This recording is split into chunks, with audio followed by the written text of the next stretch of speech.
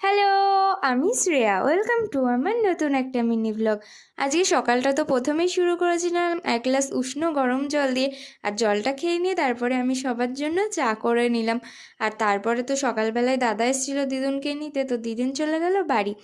আর আজকে সকালবেলা খেয়েছিলাম গরম গরম ভাত আর শীতকালের প্রথম বেগুন পোড়া। মা আজকে আমাকে খাইয়ে দিয়েছিল। আর খাওয়া দাওয়া করে আমি আর বোন চলে গেছিলাম একটু বাজারে শপিং করতে। তো সেখান থেকে কিছু শপিং করে নিয়ে আমরা চলে আসলাম বাড়িতে। আর বাড়ি আসার সময় তো রাস্তায় দেখি ভাই দাঁড়িয়ে রয়েছে, কারণ ওকে আমরা না বলেই মিথ্যে কথা বলে চলে গেছিলাম তাই। বাড়ি আসার খানিকক্ষণ পরেই বাবা ডাকলো যে পুকুরে নাকি মাছ পেয়েছে আমাদের। তো আমি বালতি নিয়ে চলে গেলাম পুকুরে বাবার কাছে। আর বাবা এখানে পেয়েছে এত বড় একটা মাগুর মাছ, আর বালতিতে আরও অনেক চ্যাং মাছ রয়েছে। তো সেগুলোকে ধরে এনে আমরা স্নান টান করে এখানে বসে বসে আমি একটা 5 স্টার চকলেট এনেছিলাম, সেটাই খাচ্ছিলাম। বিকেলবেলার দিকে তো তারপরে আমি আর বোন আবার সাইকেল নিয়ে বেরিয়ে পড়েছি ঘুরতে।